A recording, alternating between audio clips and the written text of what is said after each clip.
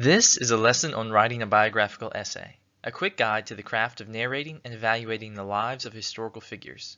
Hi, my name is Chad, and in this lesson I will teach you the genre, argument, and form of a biographical essay. Before we examine the form of a biographical essay and how to write one, let's try to understand the genre, the expected features of a biographical essay. The genre of a biographical essay is a blend between a book review, a historical narrative, and a research essay, offering an evaluation of the figure's life, re-immersed in a historical narrative that makes a case for the figure's most significant legacy through substantive research. Biographical essays require in-depth analysis of primary source material, as well as a moderate knowledge and synthesis of secondary sources and the broader scholarly conversation surrounding the figure. Biographical essays are both summative and argumentative in style, requiring writers to overview the figure's life and key contributions, as well as reason a case for what kind of legacy and contributions the figure has left for posterity. Biographical essays should consider the following. First, the figure's childhood and education. Second, the figure's external influences. Third, the figure's writings. Fourth, the figure's theology or philosophy. Fifth, the figure's major contributions and legacy. Consider using an outline like the one on the right side of your screen to provide a generic structure for your biographical essay.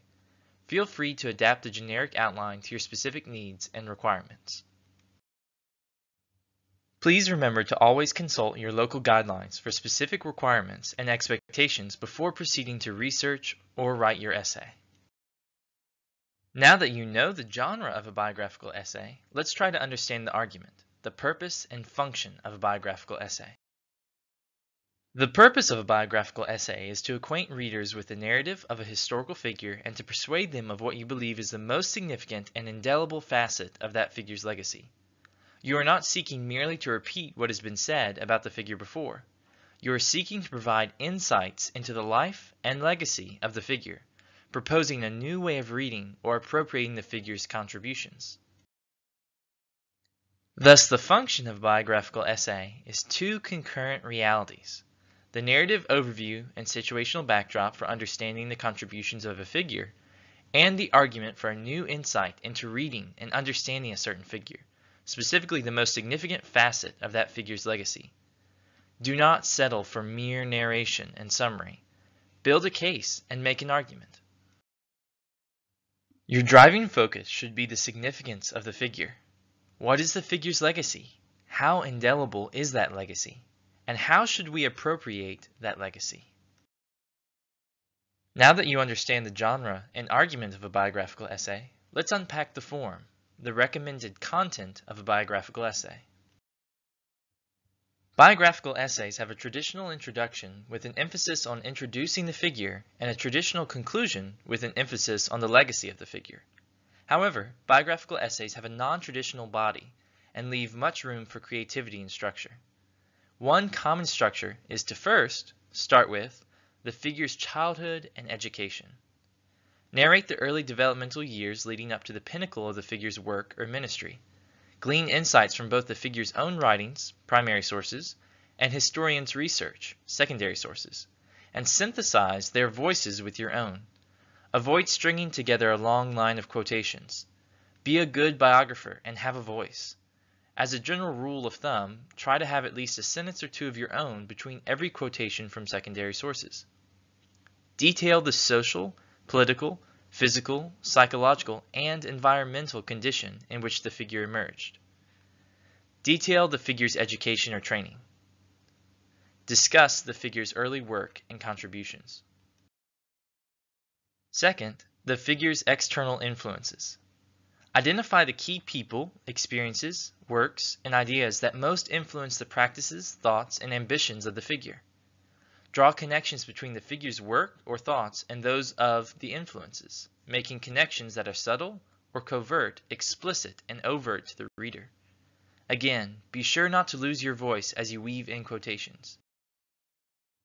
Third and fourth, the figure's writings and the figure's theology and philosophy.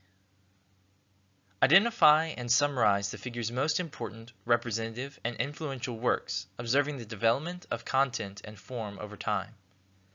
Without being anachronistic, seek to classify the figure's doctrinal positions and worldview, noting key insights or amendments to earlier positions as well as any inconsistencies in argumentation, practice, or logic.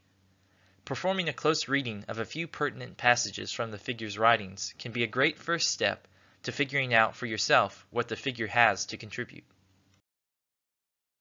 Fifth, the figure's major contributions and legacy. Synthesize the most significant aspects of the figure's work, ministry, and writings into a handful of major contributions that you explicate for the reader near the conclusion of your essay. Make a case for what most defines the figure's legacy.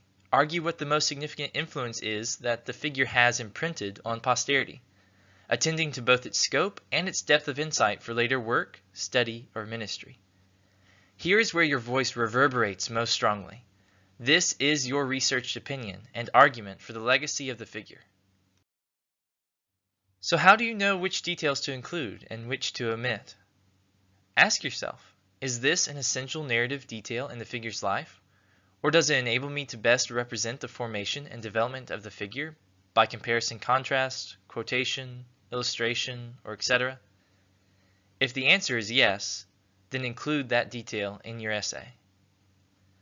Ask yourself, will this detail help readers better evaluate the figure's contributions as well as understand how and why the contributions developed and emerged as they did? Again, if the answer is yes, then include that detail as well in your essay. Recognize all historians and biographers inject their biases, at least inadvertently, into their work, so be aware and, if necessary, upfront about yours. Present historical details as accurately and charitably as possible. Judiciously address issues and controversies and carefully respond to criticisms. Consider using structural features like descriptive headings and subheadings to organize your analysis. Consider the examples: childhood and education, major contributions and legacy, Katharina von Bora's writings, Wilberforce and abolition. For the type of biographical essay I am describing, biographical essays should be derived from no less than 8 to 10 secondary sources and should interact with substantial primary source material as well.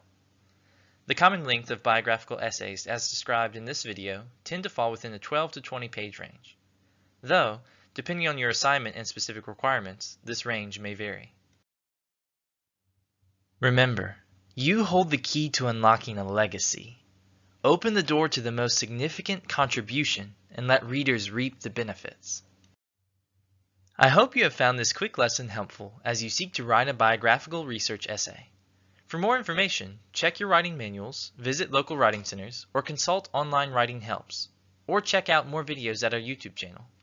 And visit Southeastern's Writing Center website where you will find dozens of helpful links and handouts offering writing assistance for a variety of situations and audiences.